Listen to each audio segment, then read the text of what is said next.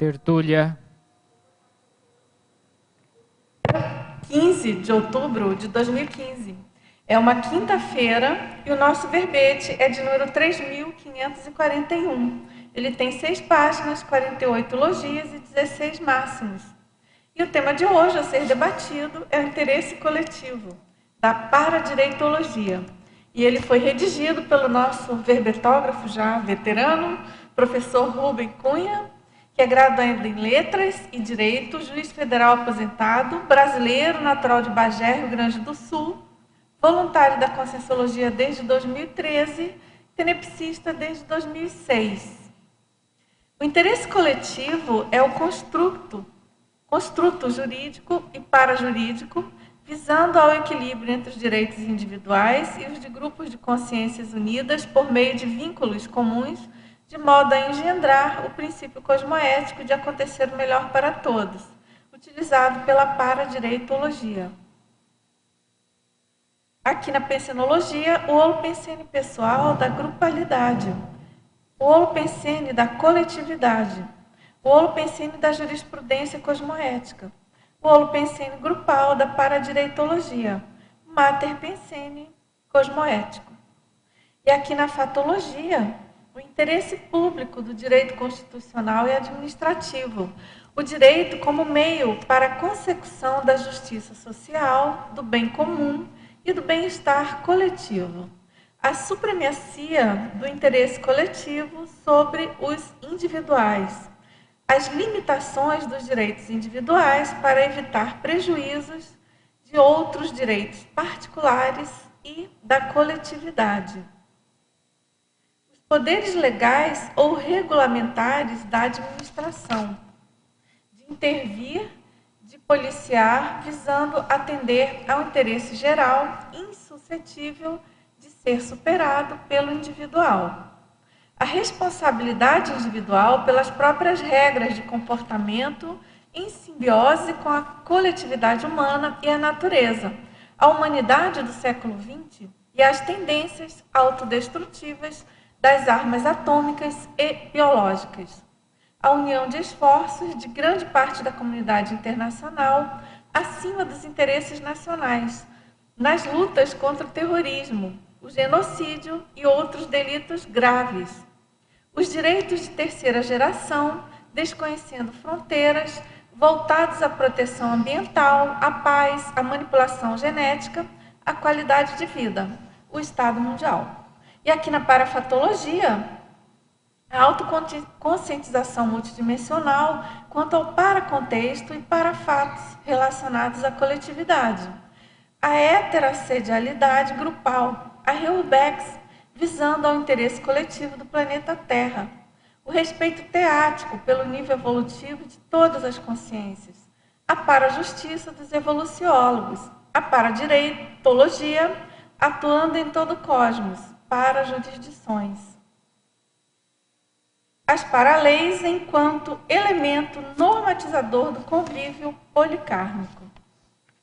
Agora, aqui na argumentologia, nós chamamos a atenção para uma taxologia com 16 tipos de entidades públicas ou privadas, onde se pode exercitar com equilíbrio e discernimento a predominância do interesse coletivo sobre o particular.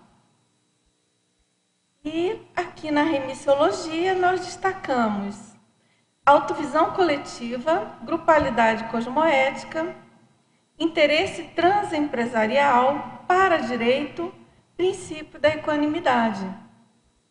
E aqui na frase enfática, o predomínio do interesse coletivo sobre o particular, exercido com cosmoética, conduz ao bem-estar geral. O autoritarismo estatal ou privado prejudica os direitos fundamentais. Aqui na questionologia, você, ao fazer valer direitos individuais, leva em conta o interesse coletivo? Utiliza com discernimento os bens e serviços públicos? E aqui na bibliografia específica, nós temos 4 fontes bibliográficas. Agora vamos aqui à nossa mega análise, feita pelas professoras Ana Rocha, Marilene Raganin e Socorro Frazão. geral, particular, construto, liberdade e sociologia, cosmoética, politicologia, humanidade, para a justiça, coevolução.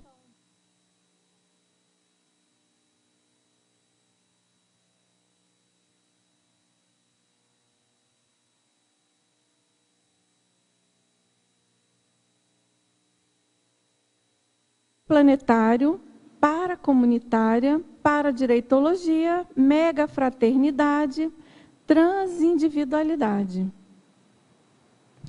Agora, antes da gente entrar aqui nas perguntas, eu queria fazer uma chamada para o curso acoplamentário, que é o primeiro laboratório grupal do planeta, e a gente tem vários acoplamentários, em geral, mais de um por mês, e então a gente tem um agora, nesse final de semana, e o tema tem muita convergência com o verbete de hoje, é mega fraternologia.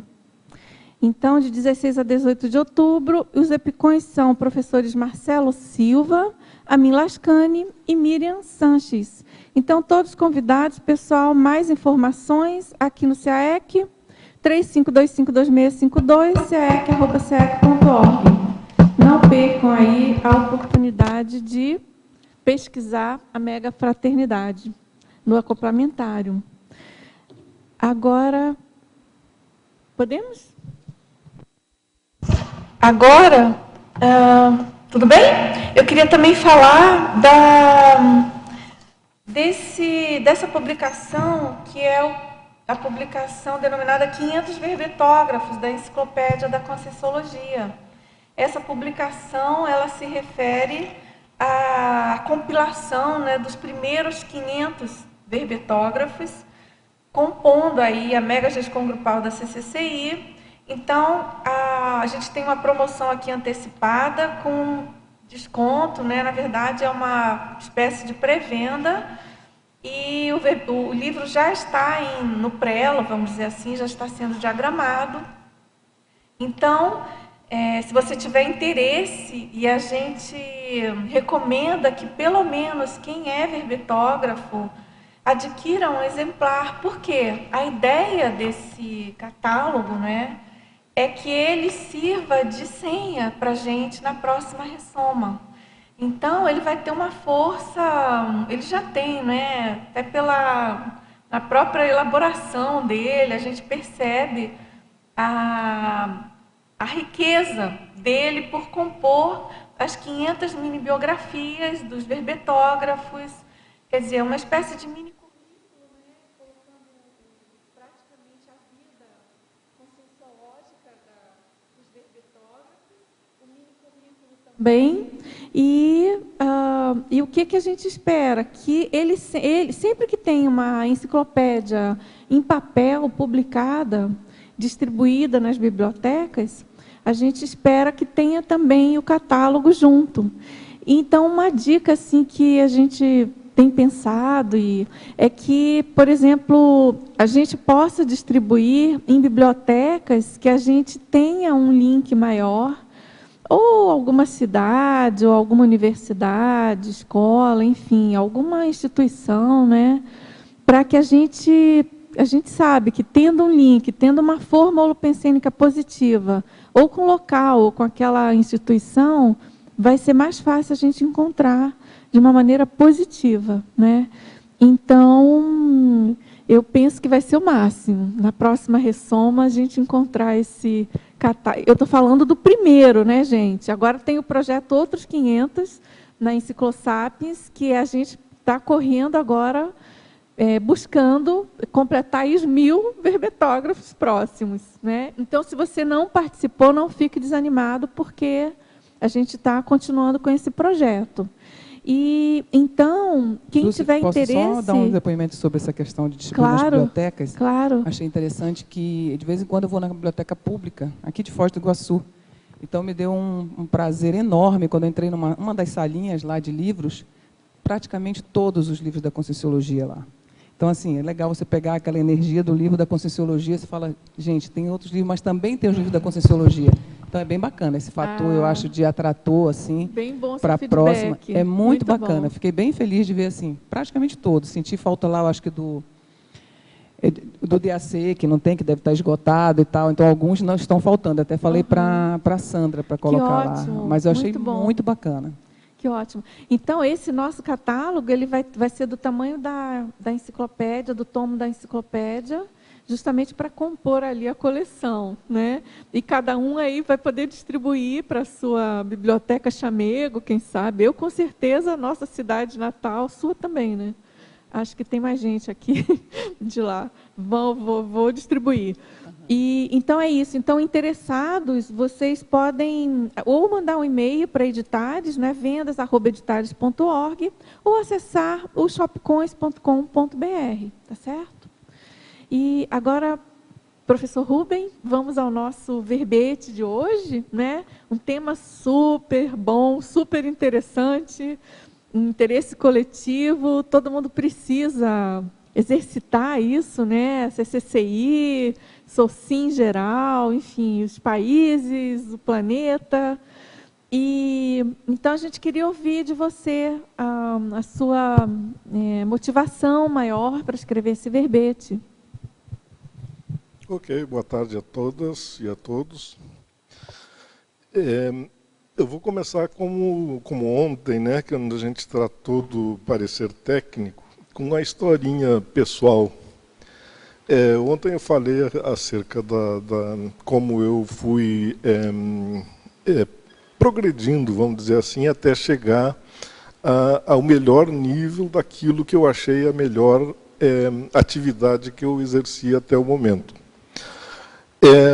Com relação aos meus interesses desde criança, foi muito marcado, em primeiro lugar, pela figura do meu avô, que era uruguaio, descendente de espanhol, e ele assinava o jornal de Montevidéu, El País. E eu lia, né, junto com ele, e trocava ideias com ele sobre as políticas que aconteciam na época. E ouvia os comentários, né, no Brasil, onde eu morava, quer dizer, na fronteira mesmo com o Uruguai. O que se falava era do Getúlio Vargas, a época do Getúlio, né, onde a lembrança mais remota que eu tenho. Eu tinha 9 anos quando, em 24 de agosto de 54, o Getúlio Vargas faleceu, né, suicidou-se. Foi uma comoção nacional que eu acompanhei, nunca esqueci. E isso aí me despertou sempre a vontade de pesquisar, de ler sobre esses assuntos, né, sobre assuntos políticos em geral. E, de uma forma ou de outra, eu sempre tinha acesso a alguma publicidade que me levava a fazer esse acompanhamento. Todo mundo sabe, né, não lembra assim, porque, né, já faz um certo tempo, né, não muita gente viveu o problema da Guerra Fria, a antiga União Soviética com os Estados Unidos, né. Uma das consequências terríveis da Guerra Fria foi a ocupação de Cuba, né, a revolução, chamada Revolução Cubana. Eu me lembro que na época se falava na morte de milhares de pessoas, no El Paredón. Houve um problema que eu achei muito interessante, que foi a Primavera de Praga. Havia lá um presidente em Praga que fazia parte da União Soviética, que se chamava Alexander Dubček. Ele começou a promover um liberalismo na sua política, né? Até que um dia chegou e as ruas de Praga estavam tomadas de tanques russos. Isso aí fazia parte da Guerra Fria. Eu lembro, por exemplo, do Marechal Tito, presidente da antiga Iugoslávia. Ele manteve a união de diversas etnias e uma equidistância, um paralelo entre as duas forças, né, o Pacto de Varsóvia e da OTAN, e manteve por muito tempo esse equilíbrio naquela região, que depois dele foi se dividindo, e houve guerras e essas outras coisas. De certa forma, foi o que aconteceu também com a precipitada invasão, né, e da guerra do Iraque, já mais recentemente. Acompanhei os problemas, as vicissitudes dos golpes militares no Brasil, na Argentina, no Chile, né, terríveis. O Gorbachev, com a queda do Muro de Berlim, e daí por diante com a certa liberalização. A essa altura eu já tinha alguma formação jurídica e comecei a estudar, e o que me chamou, na formação jurídica, me chamou a atenção no estudo do direito administrativo. O direito administrativo, ele dá soluções para o interesse público, para tudo aquilo que interessa a coletividade no âmbito maior, no âmbito da administração pública. Né? O direito administrativo está um pouco regulado na Constituição Federal e em algumas leis esparsas. Muitos princípios, até pouco tempo, não estavam nem escritos, né? Hoje, acredito que eles estejam todos em alguma lei, em alguma legislação. Mas a verdade é que é muito pouco conhecido, principalmente, lamentavelmente, pelos nossos políticos, né, que deveriam conhecer mais o direito administrativo e não deixar acontecer tanta coisa aí que a gente vê todo dia. Então, de forma geral, isso aí surgiu esse interesse no meu estudo, que veio se completando com um estudo paralelo que eu estava fazendo. Eu não pensei de início falar nesse tema aqui, porque é muito comum as pessoas hoje em dia mencionarem sem muito conhecimento, vai ser o meu caso também, porque eu não tenho muito conhecimento sobre isso, sobre a física quântica, né?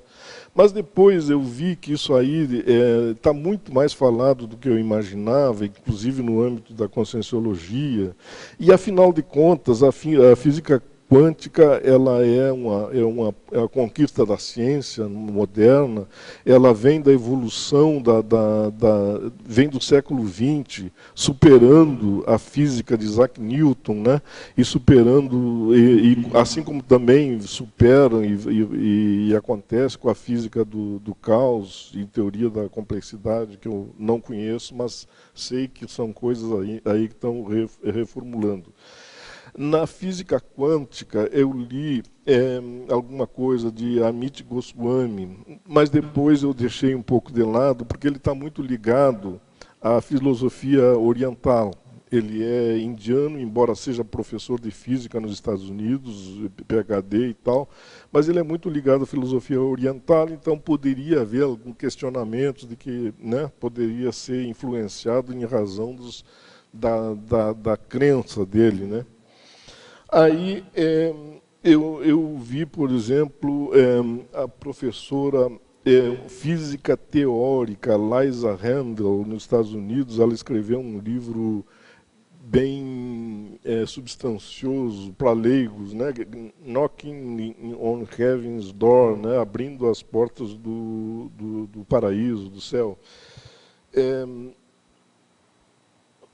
Ela chegou à conclusão de que há muitos mundos paralelos, muitos mundos físicos, claro, mas pelo estudo da física teórica. Ela não é uma física experimental.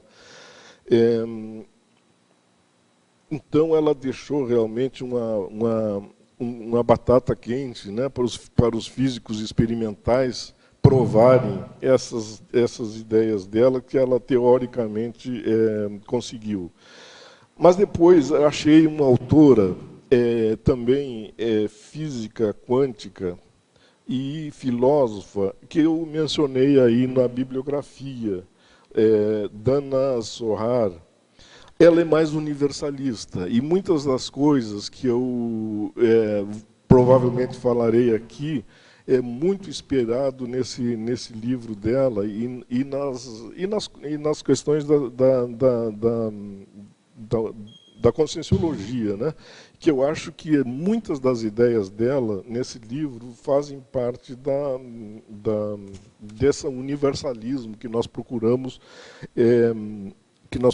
incentivar, né, no nosso âmbito aqui. E, finalmente, agora há poucos dias, houve a premiação do Prêmio Nobel de 3 físicos que provaram, e eles provaram com a física experimental, quer dizer, com meios científicos que requerem e exigem que possam ser replicados, quer dizer, a física tradicional. Eles provaram que o neutrino tem massa. Isso aí é uma coisa incrível, porque o neutrino, a gente não pode imaginar o quanto ele é pequeno. A gente é atravessado por bilhões e bilhões de neutrinos constantemente, partículas que saem do Sol. Aí eu fiquei me perguntando, e não tenho a resposta, se alguém de vocês tiver, eu gostaria de saber, se a nossa movimentação fechada de energias não são neutrinos que nós captamos, ou então alguma partícula maior, sei lá. Mas essa ideia de que o neutrino tem massa, já é uma pesquisa já um pouco antiga, mas só agora me chamou a atenção. Ela é incrível, porque provavelmente vai revolucionar ou fazer rever os conceitos que nós temos aqui de extrafisicalidade. Então, eu acho que de maneira mais genérica assim eu respondi a esses meus interesses, né, sobre esse tema aí. Que bom. Eu particularmente não acompanhei essa... Eu soube da notícia desse prêmio Nobel, né? E, bom, a gente tem essa expectativa no longo prazo, né, de que os cientistas, os pesquisadores concluam que realmente existe algo além do que se denomina matéria física, né? Porque a gente sabe o quanto que isso é importante, ao mesmo tempo distante das pesquisas em geral. Então, isso que você está colocando aí, eu particularmente conheço pouco aí da questão do neutrino, não sei se alguém aqui tem alguma colocação. Agora, a gente tem um artigo escrito por um físico, conscienciólogo, professor Ney Bugman. Ele era professor da UFRJ, né? Ele já é aposentado, que eu saiba, há algum tempo. E é interessante, ele fez uma comparação interessante, sabe? Falando dessa diferença, né? Porque mesmo considerando a física quântica, mesmo considerando essas experiências, é claro que esse artigo dele tem muitos anos, não é atualíssimo, não. Mas é como se faltasse ainda algum passo para essa questão de apreensão dessa realidade multidimensional. Quem sabe essa linha aí que eles estão descobrindo, se isso aí já não aproxima mais, não é? Porque aqui no nosso universo, por exemplo, no universo de pesquisas, a gente sabe, por exemplo, que o ectoplasma, né? A ectoplasmia, justamente, é um tipo de energia que faz vamos dizer assim, esse link entre o físico e o intrafísico, porque a ectoplasmia ela é energia consciencial, mas a origem dela é de célula, né? Tem uma origem biológica. A hora que ela se exterioriza, já tem essa origem. Então, é bem interessante. Eu acho que isso vai dar um bom... Esperamos, né? Que tenhamos neopesquisas e neodescobertas aí. Agora, Laine, você falou que tem aí um horário, né? Oi. Vou fazer uma pergunta aqui para o Rubem. Rubem, por favor, ali na tua fatologia, terceira linha, queria que você falasse para a gente o que você pensou quando você colocou as reações contra o individualismo jurídico exacerbado e funestas consequências a partir do final do século XIX. O que você pensou? É interessante porque exatamente o que ocorreu a partir do final do século XIX foi o surgimento de maior interesse pelo direito público. Então, o que havia até essa época era uma defesa exacerbada do individualismo. O que predominava realmente na ideia de todos era a defesa dos direitos individuais, né? E dos principais temas que precisa ser abordado, pretende abordar o verbete, é exatamente a respeito do individualismo e do coletivismo. Então, o individualismo, o direito administrativo surgiu no âmbito do direito privado, exatamente para defender muitos direitos privados. Então, direitos privados que precisavam ser defendidos através de uma ação do Estado, através de uma ação pública. Então, uma coisa umbilicalmente ligada à outra. O individualismo e o coletivismo estão dessa maneira. É interessante que a gente vê na faculdade, né, quando a gente faz direito, o direito administrativo ele tende a ser um pouco banalizado, né? As pessoas acham chato estudar o direito administrativo, priorizam penal, civil, que é aquela coisa mais, né? Então, assim, o quanto que é importante, né, esse estudo desse Então, direito. eu queria pedir para ele... Você quer continuar? Não, pode pedir. Eu gostaria que o senhor pudesse clarear para os leigos, nós leigos, o que seria, assim, compõe basicamente o direito administrativo e também por que o senhor acha que... Qual a sua ideia sobre aquela sua afirmação de que ele é pouco conhecido, os políticos não têm conhecimento disso? Muitas vezes não tem porque não convém, né, ter o conhecimento. Sim. Né? Então, né? Mas a gente sabe que eles têm muitos assessores, então todo o pessoal que assessora tem todo o conhecimento, ele tem toda a questão de ter conhecimento. Então, qualquer deslize que possa haver não se justifica de maneira nenhuma, porque existem normas de direito administrativo que fazem isso. Mas o direito administrativo ele pertence a uma área que é mais predominantemente do direito público. Então, o direito público ele se contrapõe ao direito privado e tem mais interesse, tem mais foco nos interesses da administração pública. Eu tratei aqui de interesse coletivo para expandir a ideia para todas as organizações, de modo que não tivesse esse fato apenas no âmbito, para não ficarmos apenas no âmbito do órgão público, porque as nossas organizações privadas, muitas vezes, e aí, por incrível que pareça, entram considerações de ordem da física quântica, né? Precisam também ter um interesse, uma proteção no interesse coletivo das entidades. Bom, é muita coisa, então nós precisamos organizar a ideia. Não, mas já deu uma boa... É muito amplo. Então, como a Lani estava falando, o direito administrativo ele não é assim um direito muito... chama muita atenção, acho chato, em parte porque não está codificado, ele é muito esparso. Existem princípios esparsos que estão em diversos lugares. Eu, desde o começo, tive a preferência pelo direito administrativo, tanto que eu procurei ir para a área federal, né, da Justiça Federal, que tratava mais, mais desse assunto, né, dessa área, junto com todos os órgãos públicos. Né. Então, a minha preferência foi essa e eu realmente me encaminhei para esse lado. Então, eu acho que ele deve ter muito mais receptividade, deve ter muito mais penetração.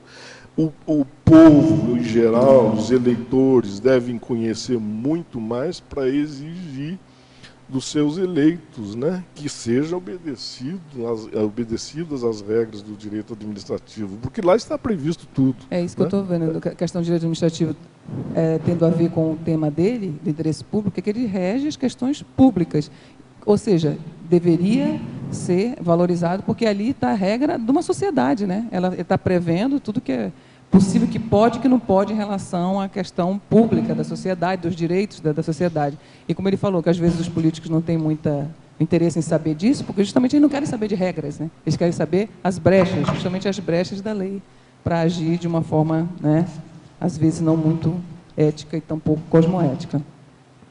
Obrigada.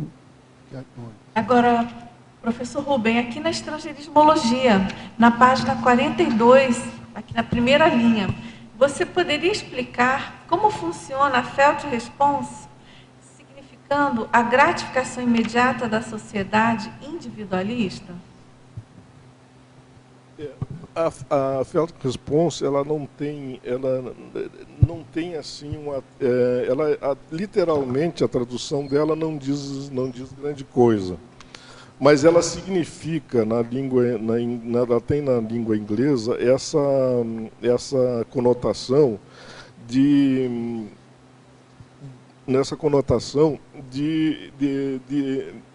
o particular, de a pessoa, do indivíduo, ele precisar de uma gratificação imediata, ele precisa ter o individualismo exacerbado, ele precisa ter uma resposta rápida que satisfaça os seus interesses.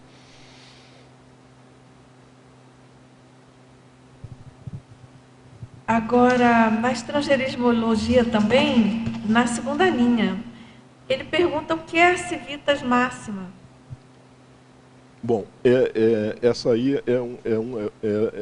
é importante, porque essa civitas máxima, ela vem do Kelsen, né, que pregava uma sociedade internacional universal. Aqui nós chegamos ao que alguém já estava comentando, né, ao próprio Estado Mundial. É uma expressão latina em que todos os seres, como membros da comunidade internacional, compartilham certos valores fundamentais e, portanto, concordam que as violações mais flagrantes desses valores exigem resposta vigorosa e equitativa. A doutrina afirma ainda que há um interesse comum entre os Estados que substitui os seus próprios interesses nacionais e obriga todos a garantir a punição dos crimes mais graves. É a sociedade estabelecida entre todos os Estados, tendo em vista a salvação comum dos mesmos. Os membros, ou por assim dizer, os cidadãos dessa sociedade são os Estados. É interessante observar aqui nesse item que nós falamos aí na fatologia de diversas situações em que os crimes que ocorrem, crimes graves, podem ser apurados e julgados fora dos países em que forem cometidos. Isso aí existe na legislação, mas existe também um princípio chamado o princípio da justiça universal. Por esse princípio, pode acontecer. Um caso recente que nós vimos, e serve de exemplo bem claro para isso, e faz parte da civitas máxima, é o problema né, todos vocês devem saber que ex-dirigentes ou dirigentes da FIFA, né, aquela Organização Mundial do Futebol, inclusive um brasileiro no meio, eles foram presos na Suíça, quer dizer, eles não estavam nos Estados Unidos, por ordem da justiça americana. Por problemas de desvios de recursos, né, na FIFA, que é uma entidade particular. Então, como é que pode uma coisa dessas? Como é que se consegue isso? Será que os Estados Unidos têm esse poder de punir quem eles escolhem em qualquer lugar do mundo? Né? Não é isso. Né? É esse princípio da justiça universal. O que aconteceu no caso da FIFA é que grande parte desses recursos desviados passaram por bancos americanos. E isso aí, pela legislação americana, já configura uma possibilidade de julgamento no seu próprio território, no próprio Estados Unidos. Nesse caso, principalmente para os países que fazem parte da common law, não há nem necessidade de lei escrita. Isso aí é um princípio, né, para os americanos, é um princípio que existe, é um princípio jurídico, está no mundo jurídico e pode ser empregado independentemente de estar escrito em qualquer lugar. Na legislação brasileira, nós temos também esse princípio. Aqui no Brasil não é da common law, então é obrigatório que esteja legislado, existe uma lei, mas existem diversas restrições, como o problema da territorialidade, entre outros, o lugar onde foi praticado o crime. Então, no Brasil, esse tipo de justiça não poderia ser feita, né? Não poderia ser feita. Outro exemplo que aconteceu com o emprego desse princípio foi na Espanha, quando prenderam o ex-ditador lá do Chile, Pinochet, né? Isso aí.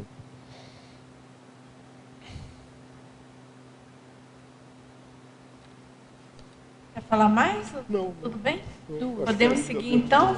Aqui na fatologia, na página 42, no final da quinta linha, ele pergunta de que forma ocorreu a ampliação do conceito de serviço público. Esse conceito ampliado é o mesmo que impera até hoje? A ampliação do conceito do serviço público, né? O serviço público, o conceito de serviço público, ele surgiu exatamente como eu tinha falado, para suprir aquelas condições que davam muita ênfase ao individualismo. Então, surgiu de uma forma mitigada, logicamente, e depois, à medida que as necessidades foram surgindo, esse conceito de interesse público ele foi se alargando. Existem hoje vários interesses públicos que antigamente não existia, não se dava tanta ênfase, como, por exemplo, as questões climáticas, né? A questão climática ela é de interesse público, mas antes não se falava nisso. Hoje há uma ênfase muito grande para o problema do clima. E assim outros exemplos, né, como esse, né? E aí também, com relação à paz, né, são conceitos assim que foram se alargando para abranger exatamente todos os interesses que são de interesse de grande parte da população, em geral interesses difusos, que são aqueles que não têm titularidade, que as pessoas não têm titulares, eles pertencem a todas as pessoas, como é o caso do clima, né? Agora, quer perguntar? Eu tenho uma Pois pergunta. A minha pergunta é aqui na página 43, na parafatologia. O senhor traz essa questão da autoconscientização paracomunitária, né? Eu queria saber como é que, na sua visão, assim, essa conscientização de que nós também somos paracidadãos e que nós interagimos, né, com paracidadãos ininterruptamente, como que isso poderia ajudar nessa construção da consciência coletiva, comunitária, né? Que às vezes a gente não, por exemplo, principalmente no Brasil, a gente não observa muito em alguns lugares isso, né? A gente vê que as pessoas querem muito ganhar para si, tirar proveito, tá um pouco na nossa cultura criar atalhos, né? Como que essa conscientização assim multidimensional ajudaria a expandir? Essa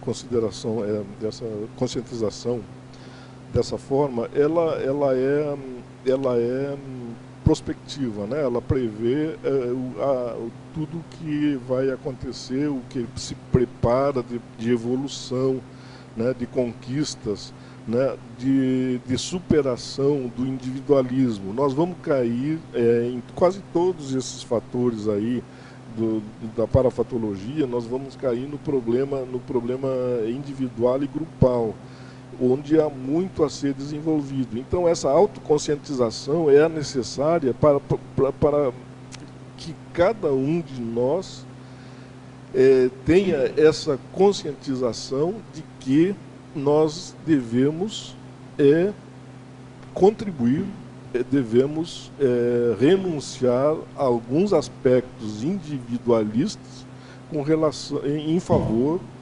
da coletividade.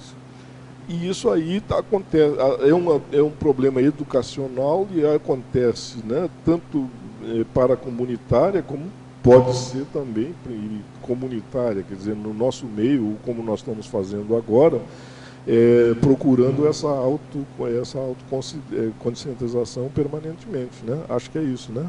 Certo. E tem outra pergunta, só que agora é na mesma página, na fatologia. Lá tem um item assim, as consequências deletérias para a sociedade japonesa pelo viver exclusivamente no modo coletivo, que me parece um paradoxo, né? Que linha que é ela? Tá no finalzinho da 9ª linha, de cima para baixo, começa ali. Depois do eu absorvido pelo nós.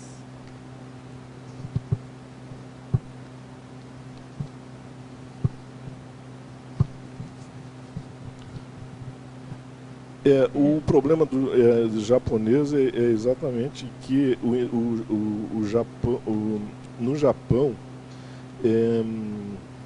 no Japão se dá muita ênfase à coletividade, mas de uma forma excessiva. O problema todo está no equilíbrio, né, que deve haver entre a proteção do individualismo e do coletivo.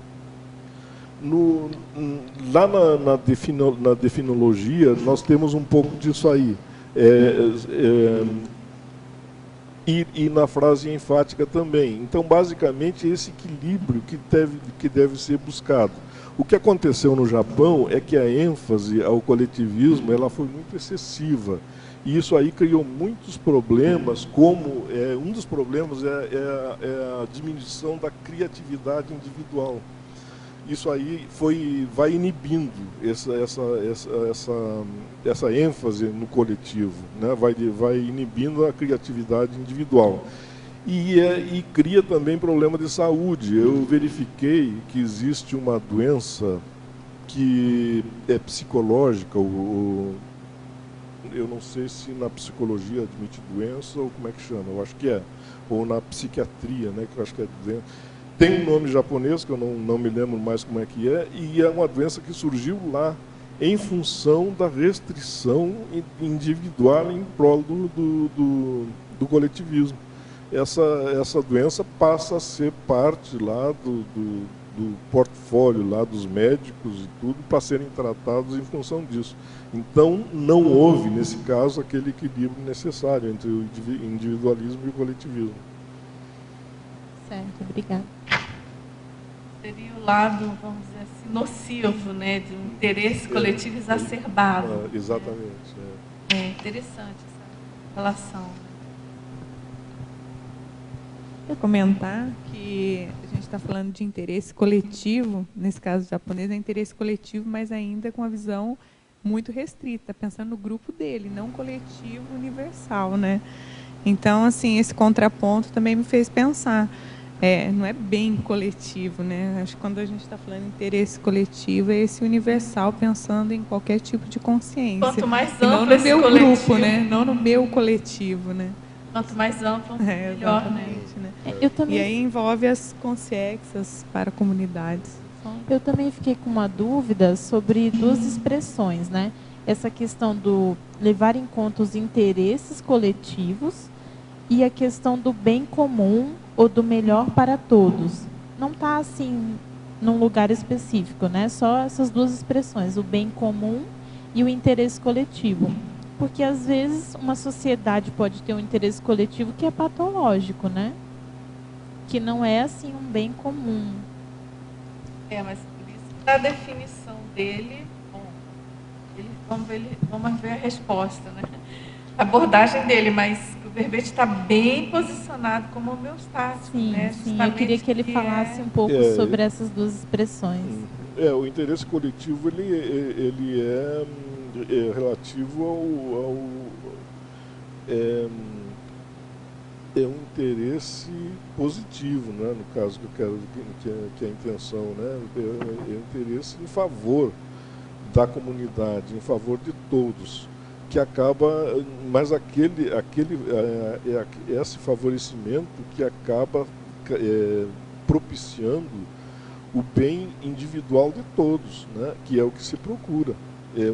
Uma em consequência da outra. É como eu falei no início, o surgimento do direito administrativo foi em virtude do excesso do individualismo que existia e nesse mesmo meio surgiu a reação em favor da coletividade visando ao interesse coletivo, ao interesse individual. Nessa linha do que ela estava perguntando, porque, de repente, quando você coloca o qualificador, né, do que é evolutivo, esse interesse pode mudar, né? Então, assim, um primeiro momento a gente está entendendo que o interesse do que é favorável para todos é uma coisa, mas quando você coloca a evolução, essa questão da paracidadania, aí esse bem comum, ele fica mais qualificado ainda, né? Esse melhor para todos, ele expande, né? Posso fazer um comentário também, assim, já que é um debate, né? Eu entendo, quando a gente também fala em interesse comum, por mais que a pessoa vá pensar no interesse que é negativo para todos, eu acho que ela está pensando nela. De novo, fazendo esse contraponto lá com a história dos japoneses, né? Porque a hora que ela vai pensar no interesse comum, que vai beneficiar, não tem como não ter algum tipo de reverberação. Estou pensando no planeta todo, né? E na Paracomunex, vamos dizer assim. Então, se, na verdade, tudo que a gente faz tem reverberações multidimensionais, consequências também no âmbito ali da comunidade. Por exemplo, uma empresa, né? Como eu sou administradora, ela abre uma empresa. Mesmo que ela visa lucro ou um interesse individual, aquilo muda a comunidade. Aquilo a prestação de serviços ou venda de produtos vai mudar como aquela comunidade funcionava, não tem jeito. E aquilo, a comunidade, a cidade, o bairro, depois a região, dependendo do tipo de atuação da empresa, aquilo tem um bem comum, né? Então, eu vejo isso, mesmo sendo negativo, eu acho que acaba essa palavra interesse comum dá mais um sentido positivo do que não. Senão a pessoa vai estar pensando só nela, né? Eu poderia fazer um comentáriozinho ali. Essa questão da questão local, né, de como eu ajo, interajo no meu dia a dia, por exemplo, no supermercado. Uma questão bem simples, né? É o interesse coletivo, bem comum, que aconteça melhor para todos, né? Porque existe um mito do dinheiro público. Ele não existe. O que existe é um dinheiro que é arrecadado e vai financiar a escola, né? Escolas, professores. Então, no caixa do supermercado, né, uma ação local, como é que você age? Você pede a nota fiscal, o CPF, ou você ignora aquela situação ali? Porque quando você pede, você força o comerciante a pagar o ICMS. Quando você ignora, você não se posiciona, você deixa que o comerciante fique com o dinheiro que iria ser pago para revertido em ICMS, que iria patrocinar o crescimento da escola. Entendeu como é que é? A questão do ato local. Um exemplo bem simples, na hora no supermercado. Como é que você acha? Não tem que ver lá o Japão, com China. Vamos voltar assim para o local, né? Como é que você age nessa questão ali, em relação ao imposto? Você pede a nota fiscal, você não pede. Se você pede, você está contribuindo, forçando que o empresário pague. Se você não pede, você está ignorando uma situação real. Está pensando aonde? Então era esse detalhe, assim, sabe? Interesse comum, que aconteça melhor para todos, que a escola cresça. Obrigado. É exatamente isso, esse é o problema. O problema, como eu tinha falado, é a educação individual. Cada um fazendo a sua parte vai obter um todo mais melhor, né, para todos. Então, cada um fazendo a sua parte. É um problema fundamental educacional, né? Cada um fazer a sua parte. Melhora tudo. Rubens, eu queria fazer uma pergunta para você aqui na parafatologia, terceira linha. Quando você fala que a Reurbex visando o interesse coletivo do planeta, eu queria saber sua opinião com respeito a essa imigração de refugiados na Europa. Como é que você vê essa situação? Porque cada país ali está tendo um entendimento com relação àquilo. Alguns fecham as fronteiras, outros abrem, outros acolhem, outros vão até na pancadaria. Quer dizer, existe ali uma dicotomia, existe uma diferença no trato. E não só isso que eu quero dizer, porque apareceram na internet, não é da minha época, lógico, né? Algumas fotos de o mesmo fato acontecendo há 50, 60, 70 anos atrás, ao contrário, os europeus fugindo das guerras para a África e para outros países, e eles foram acolhidos. Então, você vê nitidamente, pelo menos na minha opinião, o processo da Reurbex aí, né? Eles foram acolhidos e agora não estão acolhendo, ou pelo menos alguns, né? A Alemanha me parece que está à frente, dando um exemplo muito bom nesse caso. Queria saber sua opinião, porque é um interesse coletivo, não deixa de ser, né? Uhum. Sem dúvida, mas só um reparo, eu acho que no caso aí não é a Reurbex, né? Seria uma reorganização urbana física, né? Não é... Faz parte da Reurbex, porque você da tem Reurbex, a intrafísica e a extrafísica. Ah, não, tudo bem. Ela é não, multidimensional. tá certo. Que é primeiro lá, Tá. pela teoria da Reurbex, estudada na Conscienciologia, ok. primeiro tem o movimento lá. Aí as congéus ressomam, nascem e dá esse movimento que está acontecendo. Olha, eu acho o seguinte, eu acho que é indispensável acolher esse povo todo.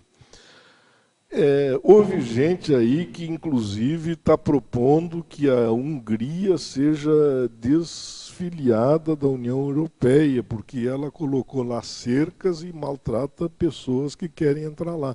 Isso aí é um absurdo, quer dizer, ninguém tem culpa a não ser, claro, os sabidos desse problema todo da Síria, daquela região. Estado Islâmico. Exatamente. Então, isso aí é inevitável que vai vir muita gente para o Brasil. A própria presidente da República disse que acolheria. Eu não sei como é que vai ser essa situação desse pessoal depois, mas é outro problema, né? Aí, né, tem que ver depois como é que fica. Nós já temos recebido haitianos, né? Os Estados Unidos se prontificaram a receber uma parte muito modesta, mas em todo caso, vá lá.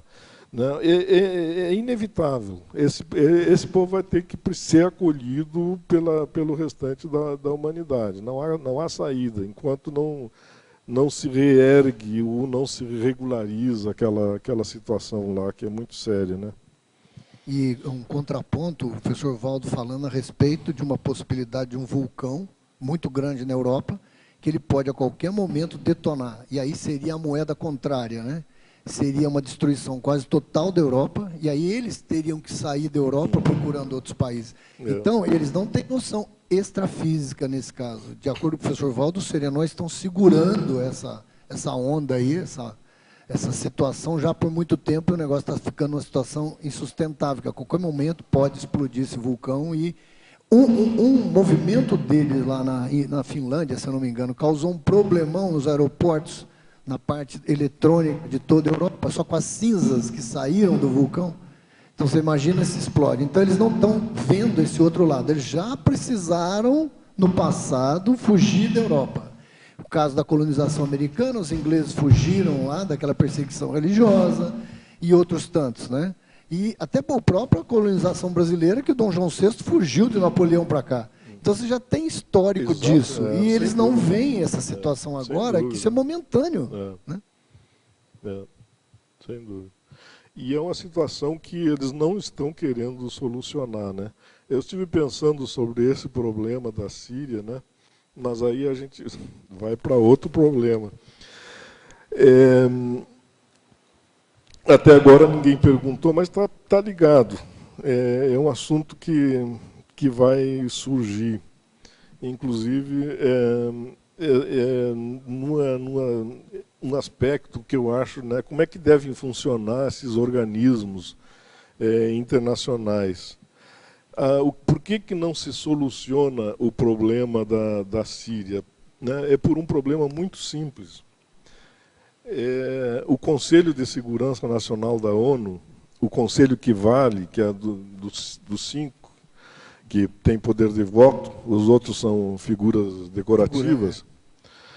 Então, os 5 que votam, eles não apenas votam, eles têm poder de veto. Então, nada passa se um deles não quiser. For contrário. Então, aí, o que é que acontece? Às vezes, nem vai a votação um problema, porque é sabido, notório, que um membro não vai ser favorável ao que acontece. No caso, por exemplo, da Síria, os Estados Unidos auxiliam rebeldes contra o governo e a Rússia bombardeia esses mesmos rebeldes. Na rigor, a Rússia está brigando com os Estados Unidos, né?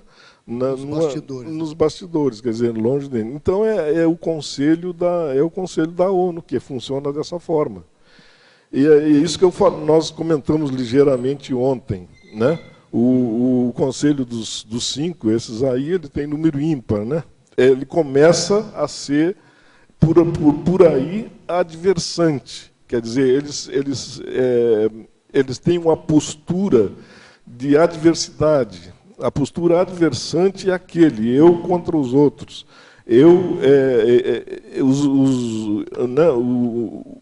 Uma parte contra a outra parte. Na justiça, por exemplo, que acontece muito. O nosso sistema judicial é adversante. Por isso que a gente mencionou. O que acontece no caso do Conselho de Segurança Nacional é o seguinte: o sistema seguinte. Eu pessoalmente nunca joguei bilhar. Mas todos nós sabemos como é que se impulsionam as bolas de bilhar, né? É tudo na base da pancadaria. E o Conselho de Segurança do Conselho de Segurança da ONU é só pancadaria. Funciona nessa base. Então, por isso que o nosso conselho aqui, que a gente falou ontem, não pode ser, de maneira nenhuma, fundado ele tem que ser exemplo. Não pode ser fundado na base na bola de bilhar. Primeiro lugar, tem que ser número par. Já é o primeiro indício. Em segundo lugar, não pode ter voto, tem que ter consenso. É fundamental isso aí. É o princípio da mudança. É o princípio da mudança. Você não pode fazer um ponto e deixar o outro na sinuca, né? Que é o que eles fazem, né? Exatamente. Jogo, né? Você faz o seu ponto e deixa o outro numa situação ruim. Né? Exatamente. Então, é muito sério tudo isso, né? Rubem, aqui, ó, no B. Parabéns pelo verbete. Eu queria que você ampliasse, acho que é sobre esse assunto mesmo, que você está comentando aqui na página 43, enfantologia, na linha de baixo para cima, na 10ª, o envio de força pública americana ao Iraque paga pelos contribuintes na defesa de interesses de corporações petrolíferas privadas. Seria isso? Aí é o típico caso da contrariedade do interesse público, né? Qual é o interesse público do cidadão americano em que fosse essa força militar para o Iraque? Não houve interesse nenhum. Foi eu não conheço bem essa parte do direito administrativo lá nos Estados Unidos, mas acredito que deve haver na noção de interesse público essa coisa toda, porque senão eles nem se elegeriam. Mas foi um ato impensado, um ato com consequências tremendamente negativas e desestabilizantes para a região, e custou caro para as famílias americanas, custou caro para o erário americano. Então, um uma atividade realmente muito fora do interesse público. Exatamente. Interesse de indústria, né, armamentista. Exatamente. Bem aí? Agora, professor Rubem, na fatologia, na página 42, no final da penúltima linha, ele pergunta por que existe a indisponibilidade do interesse coletivo. Essa indisponibilidade do interesse coletivo diz respeito à autoridade, né? A autoridade pública ela não pode dispor do interesse coletivo. É exatamente o que a gente acabou de falar do problema dos Estados Unidos. Quer dizer, eles não poderiam, dessa maneira, dispor do interesse coletivo, do interesse público, no caso, em favor de organismos e interesses privados, né? Isso aí é que não pode acontecer. Então, isso aí é indisponível, não tem como. Quem é autoridade, ele tem que zelar pelo interesse público, ponto final. Não pode fazer outra coisa a não ser isso. Agora, a gente pensando nesse sistema de partidos, né, principalmente no caso brasileiro, essa quantidade absurda de partidos políticos. Cada partido desses é uma bola de bilhar. Pois é. E os interesses ficam lá longe, os interesses coletivos ficam lá longe, né? Cada partido desses é uma bola de bilhar, não tem como. E aí, no caso, o contrário, o que é o interesse coletivo? Bom, um exemplo extremo, quer dizer, não precisa chegar tanto, né? Mas vocês sabem a maionese, né? Todo mundo conhece maionese, né? Então, tem a maionese, ela é feita com ovos, né? Azeite, não sei o que mais, né? Sal, né? O que mais? Limãozinho. Então, são elementos individuais, né? Que se misturam, que se homogeneizam, né? E criam a maionese, né? Fica deliciosa às vezes, né? Então a maionese ela resulta num interesse coletivo, quer dizer, nesse caso a destruição, quer dizer, não a destruição, né? A eliminação do componente individual. Mas é um exemplo extremo. É um exemplo de como pode haver a disposição por parte de cada um de nós de alguma coisa que nos favorece em favor da coletividade. Outro exemplo também, aqui na Conscienciologia, tem o exemplo do duplismo, né? O duplismo cria um terceiro interesse, que é a dupla, né? A dupla, alguma coisa a gente abre mão em favor da dupla. Há um interesse coletivo em favor da dupla, né? Um exemplo que eu digo, por exemplo, que acontece no casamento é quando se eu caso com a Maria, eu abro mão de casar com a Josefa e vice-versa, né? E com outras tantas, né? Então, é uma possibilidade que eu tinha e que eu deixo de ter. Quer dizer, isso aí é abrir mão do interesse individual em favor do interesse coletivo. Mas, Rubens, na questão da guerra, muitos, por exemplo, políticos americanos, né, eles têm visão lucro, né? Por exemplo, a família do Bush, que eu saiba, que eu vi em livros também, eles são donos, né, de armas. Então, tudo isso gera lucros pessoais, né? Interesses pessoais. Interesses, exatamente. E eles tinham uma ligação muito grande com o interesse petrolífero, né? Muito grande, eles são vinculados a isso. Então, é um problema sério. A coisa vem lá de cima. Eu tenho uma consideração aqui na página 46, tem uma taxologia relacionada a algumas instituições, né, entidades públicas ou privadas, que dá para exercitar com equilíbrio e discernimento a predominância do interesse coletivo sobre o particular. Aí você fez uma lista de 16, né, entidades, e eu achei interessante porque Porque, de fato, quando a gente está no positivo, isso ajuda no equilíbrio até dos próprios interesses, né? E aí a gente vê, quando não tem o interesse coletivo, ele não está predominando, até essas instituições que são de grupo, elas são manipuladas para os interesses particulares. Então há uma contaminação de tudo, não é? Uhum. Então a gente está vivendo hoje, né? Então é uma democracia que está atendendo a grupos específicos, né? A interesses políticos que vão contra os interesses coletivos, contra os interesses sociais mais avançados. Então, eu acho que é bastante significativo o seu verbete hoje. E uma dúvida que eu tenho, assim, como é que a gente... Que é interessante, quando você vê, eu tive... recente, eu tive em Portugal, e eu vi toda uma construção, como é que funcionava o processo mais coletivo, mais saudável, sabe? As pessoas interessadas e preocupadas até com o que o outro faz na rua. Se a pessoa está fazendo uma coisa errada, vai o outro lá e dá uma xingada. Pode não ser até do jeito mais educadinho e tal, mas mostra todo um envolvimento de uma coletividade em prol do próprio país, para que o país saia daquela situação de crise, para que o país consiga melhorar financeiramente, porque melhora para todo mundo. Então, uma das coisas que me contaram é que nessa crise, quem ganhava acima de 1.000 e tantos euros, 1.500, não sei ao certo, mas é uma quantia, teve o salário reduzido.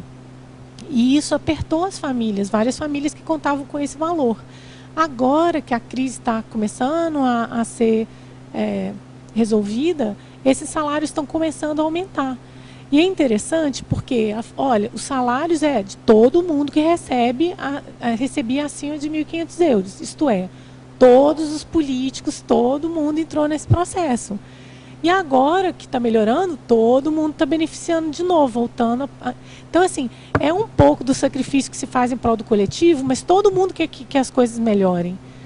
E aí eu vi como é diferente aqui no nosso país, onde está tudo muito fragmentado.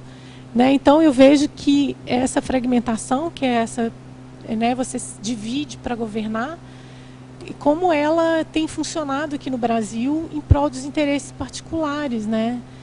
Então, eu vejo assim, que as entidades, mesmo quem tem um trabalho coletivo mais significativo, ainda sucumbe a esse processo, né, do interesse coletivo. E como é que a gente poderia, então, trabalhar em prol desse interesse coletivo, né? Mais cosmoético? Então, é o que nós estamos fazendo aqui.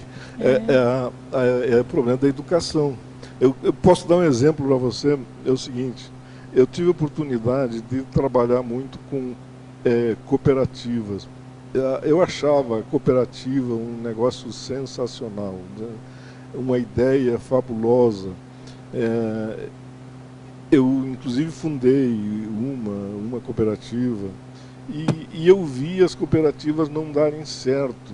E descobri depois que, basicamente, o problema das cooperativas era a educação, a falta de educação cooperativista, a falta de interesse do cooperativado em favor do interesse de todos. E exatamente aqui entra o problema do Felt Response, que lá no começo falamos, na estrangeirologia, né? O que predominava? O interesse individual imediato. O interesse individual imediato era o seguinte: eu quero comprar mais barato. E não é essa a filosofia da cooperativa de consumo. Na cooperativa de consumo você não pode vender mais barato, tem que vender pelo preço normal. O cooperado vai ter vantagem em quê? Se sobrar lucros no fim, ele vai ter retorno sobre o valor de suas cotas. Então ele vai ter vantagem com o cooperativismo, porque o lucro não vai para o intermediário, vai para o cooperado. Mas o Felt Response, aí no caso, é um interesse imediato. Eu quero ganhar agora, eu quero comprar mais barato. Aí a cooperativa de consumo não progrediu, não deu certo, acho que não existe mais praticamente. E muitas das outras cooperativas, inclusive de produção, não tem problemas, né? Eu tive que atuar, inclusive, em liquidação da cooperativa. Agora, então, isso é um problema fundamental de educação. de educação, né? Porque, basicamente, passa por valores. Se a gente tem valores mais coletivos, assistenciais, né, cosmoéticos, esse processo, né, de valores pode voltar para o valor do interesse coletivo, daquilo que é bom para todo mundo, né? E aí a gente acaba caindo no processo educacional, né? Da educação. Exatamente, sempre um processo educacional. É isso mesmo. Agora aqui tem uma pergunta pedindo para você aprofundar a lei de Gerson, na contramão aí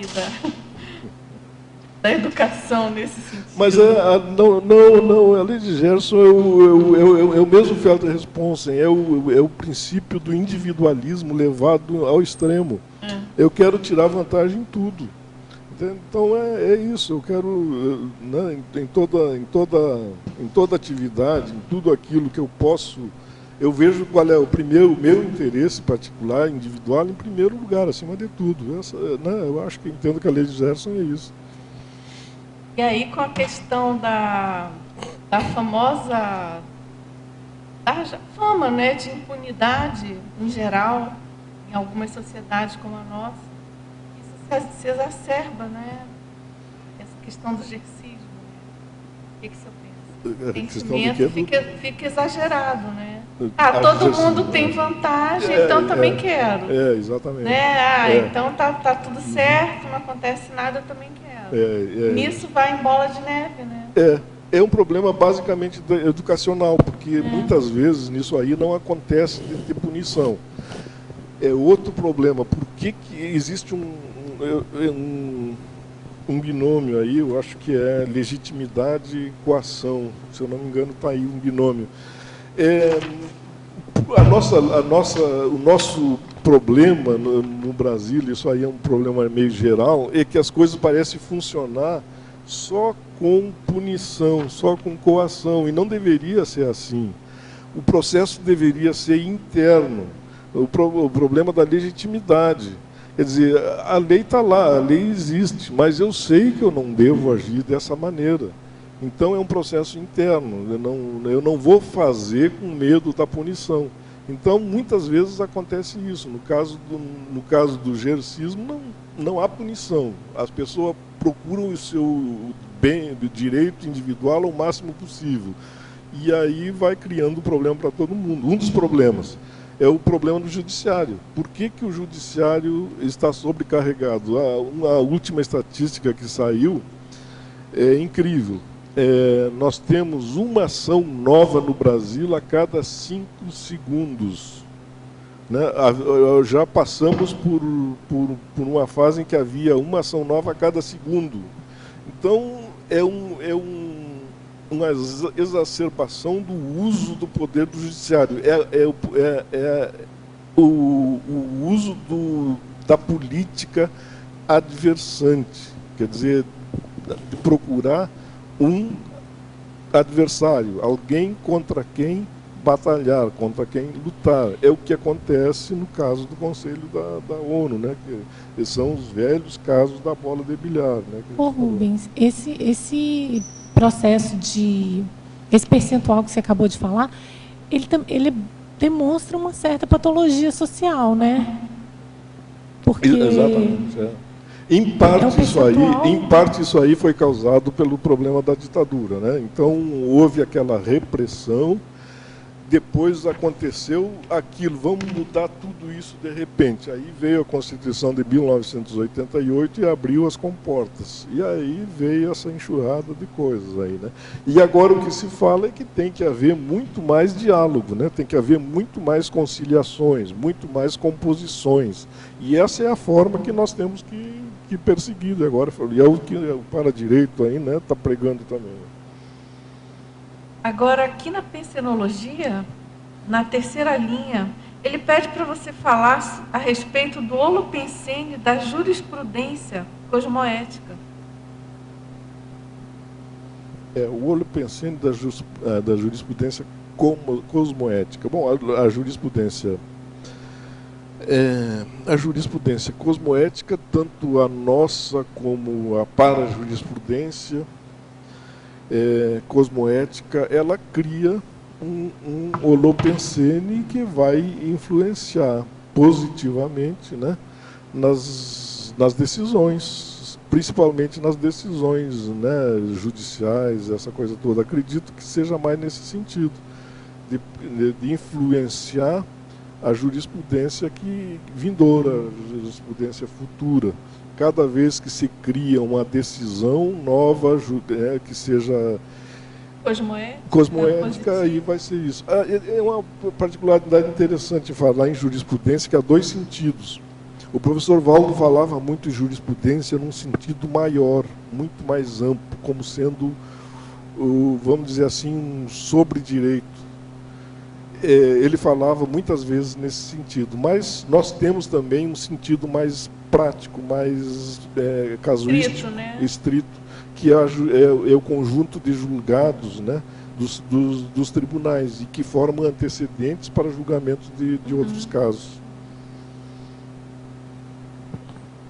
Nesse sentido, em todos, né, mas nesse estrito é bem importante, né? Porque muitas vezes a gente ouve, né, mas já tem jurisprudência de tal caso, então a gente tem chance, vai se criando novos hábitos até, né, nova cultura, se espraiando em função dessas ocorrências. Você quer perguntar? Até agora todo esse debate, e queria ver sua visão, Rubem, de que você tem do Estado Mundial. Então, assim, você cita, né, no seu verbete, como é que você definiria assim, um Estado Mundial, e quais são as ações que a gente já pode começar a ter hoje, né, diante desse o próprio interesse coletivo, as ações desde as básicas ou alguma ideia que você tem para a gente contribuir aí com a formação do Estado Mundial. Então, toda essa conquista que a gente possa obter em favor do interesse coletivo pode levar paulatinamente à conquista do Estado Mundial. Não através do sistema nosso da ONU, não. Esse aí, uma ressalva, existem órgãos da ONU que são fabulosos, são muito bons e tal. O que eu falo é do clubinho dos 5. O clubinho é um clubinho adversante, um contra o outro, e que ficam ali e eles se entendem quando o interesse é deles. O contrário. Eu falando em contrário, eu estou respondendo também, a contrário senso, a sua pergunta. Porque, no caso da ONU, que é um organismo internacional, o que acontece? Eles se entendem quando é interesse deles. Eles se entendem quando um é interesse de um, porque aí esse pode vetar. Mas acontece o seguinte, outro caso que eu acho, como é que isso aí vai mudar em favor, por exemplo, do Estado Mundial? Como é que vai mudar isso aí? Não há solução a curto prazo. Agora, hoje, me falaram numa solução. Explodiu um vulcão na Europa. Quer dizer, alguma coisa que rompa violentamente com esse status quo, perdão. Romper assim de maneira definitiva, violenta, e que começa tudo de novo, que mude isso aí. Do contrário, não há como mudar, dá num prazo, num horizonte que se veja, que seja possível vislumbrar. É por isso que eu acho, por exemplo, nós tivemos os nossos governos aqui, há algum tempo atrás, vem pleiteando e fazendo concessões incríveis em favor de outros países. Para quê? Para obter uma declaração de apoio para que o Brasil integre o Conselho de Segurança Sabe quando é que isso aí vai acontecer, dependendo da vontade dos 5?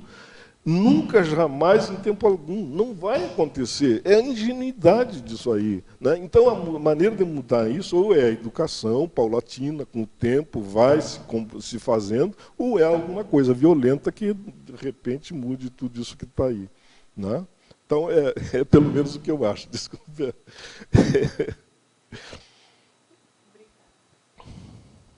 Agora, o professor Rubem e Dulce, no caso, ele fala: eu sou universitário e desde o começo desse ano tornei-me um ouvinte assíduo das tertúlias, me identifiquei muito com a qualidade dos debates conscienciológicos.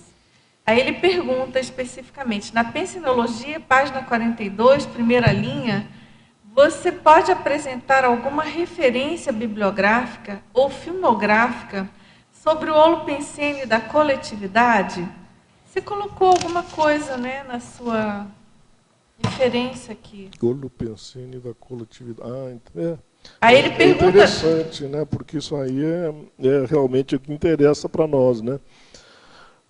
Sobre o holopensene. Olha, eu diria o seguinte, essa obra, essa que eu cito em quarto lugar, Sociedade Quântica, ela traz todos os pensenes né, em favor do interesse coletivo, da coletividade. É muito bom. E nesse caso aí desse livro, tem muita coisa que bate tranquilamente com tudo que eu vejo ser defendido aqui na Conscienciologia. É uma obra muito valiosa nesse sentido. E dá as noções, né, de por que ela chega, com base no conhecimento que ela tem da física quântica, dá noções da física quântica. Né? Agora, ele pergunta também o que pode ser feito para que o holopensene grupal seja alterado sem ferir os seus integrantes. O interesse grupal seja alterado. Que o holopensene grupal seja alterado sem ferir os seus integrantes. Você estava comentando ainda há pouco, né, da educação. Educação, né, basicamente. Respeito dessa questão do interesse público, né, porque o descrédito, a descrença, né, no serviço público é uma construção, na verdade, é um lobby para sobrepor o interesse particular, né, que visa lucro de grupos de empresas, de particulares, partidos, sabe? Porque isso tem que ficar muito claro, porque o interesse coletivo público, ele tem que prevalecer. E a mídia, ela está sempre tentando detonar toda essa imagem de que é público não funciona, né? Na época veio o SUS não presta, daqui a pouco joga lá uma empresa particular, Unimedes e coisas parecidas, sabe? Quem é que pode inventar tudo isso? Então, sempre por trás disso tudo, na descrença, na desvalorização do serviço público, tem esse interesse lobista particular, que tem que ser pensado, para não ser boi de piranha. Né? Rubem. Inclusive, nos Estados Unidos, eu li numa obra recentemente que foi instituído lá no Congresso dos Estados Unidos, existem filas que antecedem as reuniões das comissões, né, no Congresso americano. Então, são filas de lobistas, mas é claro que os lobistas, representando grandes interesses, não vão ficar lá na fila, né, dia e noite, esperando que abram as portas. E aí eles começaram a agendar gente, moradores de rua e essa coisa toda, para ficar lá, para guardar a fila, guardar lugar, para os lobistas, na hora que abre a sessão, entrarem lá e fazerem a defesa dos seus interesses particulares. Né? Na Inglaterra, na Câmara dos Comuns, esse é o critério adversante, né, que eu falo, uns contra os outros. O partido do governo, ele fica desse lado, e a oposição fica toda daquela. Eles não se misturam, eles são uns contra os outros. Né? Pelo menos o nosso parlamento fica todo mundo misturado lá, não tem problema nenhum. Né? E não funciona, mas está lá, não se mistura. Né? Mas na Inglaterra o sistema é esse, é um contra nós. Né? Teve um ministro da ex-primeira-ministra Margaret Thatcher, que sugeriu publicamente o teste do cricket. Cricket é um jogo que as pessoas ficam um de cada lado, pegam uma madeira e batem numa bola, uma coisa assim, não sei bem como é que funciona. Mas eu sei que é bem popular lá e em outros países lá. Então o teste do cricket seria o seguinte: vamos descobrir quem é que está a nosso favor e quem é que está contra nós, né, com relação aos que moram lá na Grã-Bretanha. Quem estiver contra nós vai torcer para os seus países de origem, né, e quem estiver a nosso favor vai torcer para a Inglaterra. Lá. Foi proposto lá por ele. Essa citação ali do mito do dinheiro público é uma citação da Margaret Thatcher, sabe, que eu citei ainda há pouco. Ela diz, né, que inexiste o dinheiro público, né? O que existe é o dinheiro arrecadado da mesa do cidadão. Citação da Margaret Thatcher, publicada no Face esses dias. Agora, por falar em citação, tem uma verbetógrafa que pede para você comentar a citação do Pontes. Aqui a citação do Pontes de Miranda. Essa citação é que me salvou o nome do verbete. Essa citação foi interessante, porque eu estava procurando, eu digo, não pode ser interesse público, porque eu vou restringir muito. O interesse público já está legislado, o interesse público está na Constituição, e a coisa precisa ser mais ampla, né? Aí eu fui pesquisar essa obra que está citada lá no fim, do Pontes de Miranda. É um tratado mais ou menos, é um tratado filosófico, né? Sistema de ciência positiva do direito. São 4 volumes. No terceiro volume, se eu não me engano, eu achei esse texto dele, em que ele fala de interesse coletivo. Aí ele falou em interesse coletivo, eu digo, bom, então eu tenho a cobertura do Pontes de Miranda, eu vou falar de interesse coletivo para tudo e vou criar um construto aí que sirva para a direitologia e sem entrar em conflito com o direito, né? No caso, o interesse público. Agora, na página 43, se você poderia aprofundar a Reurbex visando o interesse coletivo do planeta Terra. Nós vimos, né? Isso aí é o problema principalmente dos sírios, né? Isso aí precisa ser acomodado em primeiro lugar, tem que acomodar esse pessoal todo, né? Está sofrendo muito, tem que ter lugar para eles. Não há saída possível a não ser abrirem os países, abrirem as suas portas, né, e acolher esse pessoal. É um problema muito sério, muito triste, né? Mas faz parte da nossa época, né? Você vê que tem o interesse na Alemanha, eles estão acolhendo também, porque a primeira-ministra disse que a Alemanha está envelhecendo e não tem jovens. E normalmente os imigrantes, quando chegam com garra, com vontade, com filhos, e eles vão repopulacionar a Alemanha e criar uma nova mão de obra. Você vê como é que é a questão da Herbex, como é que tem... É interessante falar em Alemanha, porque a Alemanha, né, com todos os problemas que teve, ela está, de certa forma, se redimindo. Inclusive, em agosto, houve uma notícia no programa Fantástico, em que foi assim, uma coisa que eu achei fabulosa, partiu de um alemão, motorista de um ônibus. Ele estava trabalhando e, numa determinada parada, entraram uma porção de refugiados, né, desses aí, desanimados, tristes, né? E esse motorista, ele deu as boas-vindas, cumprimentou pelo sistema de som, disse que desejava o melhor possível para eles, e eles, né, se reavivaram, se entusiasmaram, tudo foi um negócio muito bom.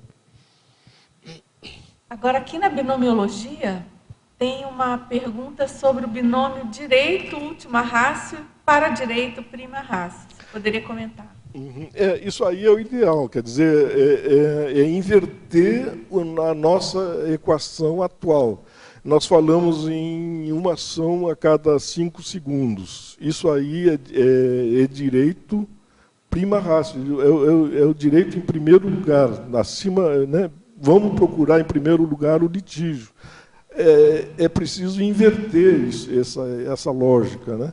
E colocar em primeiro lugar o paradireito. Então, aí vem outros sistemas, né? Conciliação, né? O diálogo, uma porção de coisas aí que está se aprofundando, né? Eu tenho um amigo, foi para um tribunal superior, ele está muito preocupado com isso, e espero que ele possa desenvolver lá também alguma coisa nesse sentido. Vamos aguardar o nosso Estado Mundial, né? Com paradireito regendo. Muito bom. Agora, mas esse binômio é ótimo, né? Adorei, muito bom. Agora, na taxologia, lá na... Dá licença só um momentinho, falar em Claro. binômio, eu lamento não ter colocado um binômio que me surgiu depois, que já estava tudo pronto e tal, que é autoridade, como é que é? Autoridade com ação, uma coisa assim, mas é um binômio que, no fundo, reflete toda a característica do direito administrativo. Mas você lembra dele, qual que é? Eu acho que eu anotei aqui. Se você tiver anotado, me passa, porque quando acabar a tertúlia, porque pelo interesse coletivo aí a gente acrescenta, né? Então, está dizendo que é em cima do lance, legitimidade, né? Não, esse aqui está aqui, legitimidade com ação. Você comentou legitimidade com ação, que foi inserido. Eu não anotei aqui, não. Mas seria liberdade e autoridade. Liberdade. O equilíbrio disso aí é o que precisa para todo o verbete. Exatamente. Liberdade e autoridade você colocou. Coloquei? Colocou, está aqui na segunda linha. Bom, então, né? Uhum. Agora, é o seguinte, tem uma pergunta... Bom, jurisprudência... Assim, o princípio de todos os bens coletivos serem escassos. Isso está na principiologia. Ele pede que você comente. Esse aí é muito importante. Esse aí, cada político, cada prefeito, cada governador, cada presidente deveria ter isso na cabeça em todo minuto. Se eu vou construir uma ponte e tenho para isso 10 milhões de reais, por exemplo, e se eu consigo fazer a ponte por 5 milhões, eu não tenho que fazer nada além daquilo que não seja devolver esse dinheiro aos cofres públicos. Porque o dinheiro público, o dinheiro arrecadado, ele é escasso por princípio. Pode ser o país mais rico do mundo, pode ser lá na Arábia Saudita, acredito, sei lá. Mas se é público, ele tem que ter o conceito de que é escasso. E sendo escasso, a gente tem que aplicar, nós temos que aplicar, todo administrador tem que aplicar com a maior parcimônia possível, com o maior cuidado, com o maior desvelo. Então, esse é o princípio, esse princípio aí, é muito importante. Ele pergunta também, na paradoxologia, ele pede para você expandir o aparente paradoxo de um interesse coletivo não ser a mera soma dos interesses individuais. Uhum. Porque, normalmente, as pessoas acreditam que a soma de cada interesse, né, particular forma o interesse geral, né? Não é assim. O interesse geral, o interesse coletivo, ele resulta das contribuições individuais, dos interesses individuais. Então, não se misturam esses direitos. É como o exemplo que eu falei da cooperativa. Né? O interesse resultante é em favor de todos os associados, é um interesse coletivo, não é a soma dos interesses individuais de cada um. A mesma coisa acontece com a dupla, né? É outra entidade embora haja preservação da individualidade. Agora, professor Rubem, na fatologia, na 8ª linha, você poderia comentar sobre a judicialização da vida após a Constituição Federal de 88? São exatamente essas 5, essa ação a cada 5 segundos, é a judicialização da vida. É esse sobrecarregamento do judiciário que faz com que os juízes fiquem sobrecarregados, e isso aí acaba levando prejuízo aos próprios jurisdicionados. Eles vão ser prejudicados por causa disso. Então, essa judicialização é tremendamente perniciosa. E isso que mesmo com a Constituição de 88 foram criadas as ações coletivas. Se não houvesse as ações coletivas, seria muito pior, né? Mas mesmo assim acontece tudo isso. É prejuízo para os jurisdicionados, Mas esse isso fator. Piorou depois da Constituição Depois de da 88? Constituição, exatamente. Em termos gerais, dá para... Houve alguns outros fatores, por exemplo, as privatizações das empresas de comunicações, por exemplo. Assoberbou o judiciário com relação até hoje, né? Muitas companhias, elas preferem que a coisa continue errada porque o lucro é muito maior. Então, eu vou atender aqueles que eu já vi casos perto de mim, de pessoas que foram lá, reclamaram contra empresas de comunicação, receberam um bom dinheiro, elas não estão nem um pouco preocupadas com isso. Elas acham que a quantidade dos que não reclamam compensa com muito lucro, né, aqueles que vão procurar justiça. Isso aí é totalmente pernicioso em matéria de judicialização. Sério isso. Agora, em comparação, por exemplo, com os Estados Unidos, você tem um parâmetro assim, a gente é pior, é melhor, em termos de judicialização? Não, aqui lá é bem forte também. É forte, mas é pior. Agora, é bem pior aqui em matéria de quantidade. Lá o problema maior, eu acredito, não sou bem, não especializado nisso, a punição lá é muito severa, né, de tudo. Então, aí a quantidade enorme de presídios, né? A proporção de presos nos Estados Unidos é muito alta. Exatamente. Né? Esse problema, eles querem, por exemplo, prender todo mundo de alguma forma ou de outra, né? Eles acham que realmente a prisão é que resolve.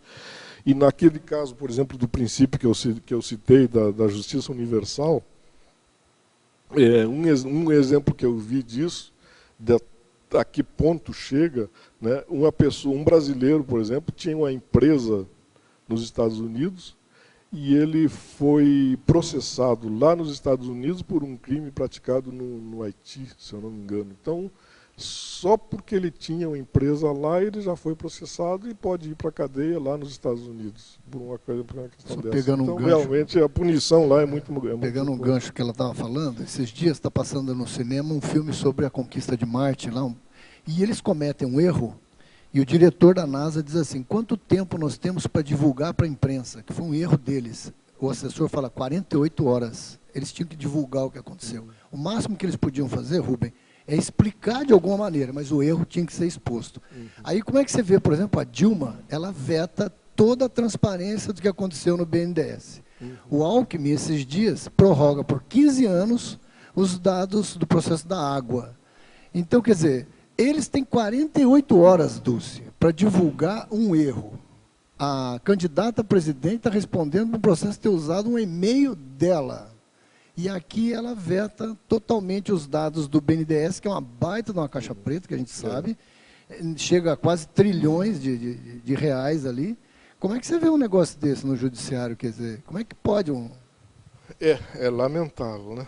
São coisas assim, a transparência é fundamental, né? Interesse coletivo aí? Eu coloquei aí, falei nisso aí, no problema de transparência. É fundamental, precisa ser feito, não pode esconder nada. É um dos motivos, por isso que a imprensa é importante, sem dúvida nenhuma. A imprensa livre, a imprensa que é responsável, né? tem que fazer, né, tem que colocar. É um dos fatores que pode nos ajudar a corrigir. Mas não existe lei para isso. Obrigar eles a, num período tal, ter aquilo disponível, como tem lá nos Estados Unidos. Por lei, vai preso. Ele falou, você vai preso se não divulgar em 48 horas o que aconteceu. Não, acredito que não tenha, não. Agora, aqui na tecnologia, Rubem, você queria falar mais alguma coisa? Na tecnologia, sobre a técnica da democracia direta. Ele pede que você comente. Interessante. A democracia direta, ela originalmente, o pouco que eu li sobre isso é o seguinte: eu li que era feita de modo sem a votação, né? Sem o sistema de voto. O sistema de voto surgiu por intermédio de terceiros, de intermediários, que hoje chamamos de advogados, né? Para facilitar o processo, para andar mais rápido. Então, havia discussão em praça pública até que se chegasse a um termo, a uma conclusão, a uma solução consenso, né? Consensual. Perto do fim, eu gostaria de falar outra poesiazinha, né? Porque eu estou formado também nessa área aí. E essa aí diz muito respeito a todo o processo, né, que nós batalhamos aqui, todo o processo que nos vem desde o tempo das plantas, essa coisa toda, né? É possível já entrar nisso aí? Claro. Então, vou ver. Foi citado por essa autora que eu mencionei aí, da sociedade quântica, né? Então, antes de falar isso aí, eu vou esclarecer para quem não é biólogo o que é efemérida. É um substantivo feminino, é uma designação comum aos insetos da ordem tal, que constitui importante item alimentar para muitos peixes de água doce. Aleluia, besouro do mar, borboleta, efêmero, são sinônimos. Então, é um inseto. Ela tem bocas rudimentares e vive, em geral, de 1 a 2 dias apenas. O poema é de um poeta vietnamita que se chama Thich Nhat Hanh. Eu não conferi essa pronúncia, deve estar totalmente errada. Por favor, chame-me pelos meus nomes verdadeiros. Eu sou a efemérida em metamorfose na superfície do rio. Eu sou o pássaro que, quando chega a primavera, retorna a tempo de devorar a efemérida. Eu sou a rã a nadar feliz nas águas claras da lagoa e também a serpente que, aproximando-se em silêncio, alimenta-se da rã. Eu sou a criança de Uganda, pele e ossos, nada mais, as pernas finas como varas de bambu. Eu sou o traficante que vende armas mortíferas a Uganda. Eu sou a menina de 12 anos refugiada num pequeno barco, que se atira no oceano depois de ser estuprada por um pirata. Eu sou o pirata cujo coração ainda é incapaz de ver e de amar. Por favor, chame-me pelos meus nomes verdadeiros, para que eu possa ouvir todos os meus gritos e todos os meus risos de uma só vez, para que possa ver que a minha alegria e a minha dor são uma só. Por favor, chame-me pelos meus nomes verdadeiros, para que eu possa despertar e para que assim permaneça aberta a porta do meu coração, a porta da compaixão. É isso aí. Nossa, que bonito, muito bom. Agora, podemos então, para finalizar, que se eu faça um comentário sobre a frase enfática, nosso teletertuliano. Aí é o resumo de tudo isso aí, né, que a gente viu. É o equilíbrio, é aquele binômio, né? Autoridade, equação, né? Autoridade, equação, legitimidade, equação, autoridade, liberdade. É tudo isso aí. Então, o predomínio do interesse público sobre o particular, exercido com cosmoética, conduz ao bem-estar geral, que é o que se busca, né, no interesse coletivo. Bom. Ficou muito rica essa frase enfática. faz pensar, né? Muito útil para todos nós. Professor Rubem, a gente agradece muito a sua participação. Aguardamos os próximos verbetes, tá certo? Novas inspirações aí para títulos novos. E foi muito elucidativo, muito educativo para todos nós, né? Então, pessoal, a gente agradece muito a presença de vocês, tertulianos, teletertulianos, e vamos aos nossos anúncios tarísticos. Obrigado. As pontuações da tertúlia de hoje são 17 assinaturas no livro de presença, 14 perguntas presenciais e 19 perguntas respondidas online. Hoje teremos 3 recados. A Ana Flávia com o 2º curso de campo de imersão em conscienciometria, a Terezinha com o 6º fórum da TENEPS e a Dalva com comemorações de 20 anos do CAEC. Boa tarde. Eu vim, em nome da Conscius, né, convidar vocês para o curso de imersão em conscienciometria. É um curso sem pré-requisitos, então pode chamar a família, os amigos para participar. Ele acontece de 6 a 8 de novembro, aqui em Foz do Iguaçu. Então, mês que vem, agora, daqui a pouquinho, vai ser no Mabu Interlúdio Iguaçu Convention. E vão ser formados por 2 campos conscienciométricos, vai ser no sábado e no domingo. São 4 EPICONs, Luiz Gonçalves, Moacir Gonçalves, Lilian Zolé e Everaldo Bergonzini. E a equipe da Conscius vai trabalhar também 3 workshops conscienciométricos. Então, nós vamos trabalhar com os trafores, trafares e trafais. Vamos trabalhar com a análise dos veículos de manifestação relacionados aos nossos traços e também trabalhar com a questão da homeostática pelo autodiagnóstico. Então, é um convite a todos para um autoaprofundamento num campo homeostático ligado ao nosso curso intermissivo, né? Os telefones, então, para contato na Conscius seria 45 2102 1460. E no site também temos informações, www.conscius.org.br. Obrigada. Boa tarde a todos. Estou aqui para convidá-los para o 11º Fórum da TENEPS, que vai ocorrer 18 a 20 de dezembro deste ano. No caso, será o 8º Encontro Internacional dos Tenepsistas, e o tema será Teática Tenepsológica. As informações podem ser obtidas através do CAEC para recepção, ou então, para ter maiores informações, através do consglobal.org/evento/193. Muito obrigada. Boa tarde a todos.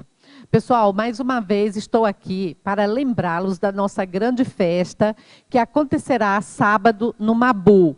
Iremos realizar a festa de aniversário em comemoração aos 20 anos do CAEC. 17 de outubro, às 19 horas, Hotel Mabu Interlúdio. E o valor do seu convite, R$ 80,00, e você vai poder parcelar até em 4. Quem não puder vir ao CAEC, pode entrar em contato com o telefone 45 código de área, 3525-2652, e nós iremos realizar a venda através do telefone.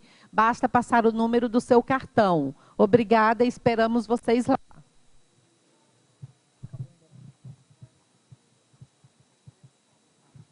Para amanhã, teremos o verbete Mordomia Antievolutiva, especialidade antidiscernimentologia, e a verbetógrafa Karine Eliacher. Muito obrigado e boa tarde a todos.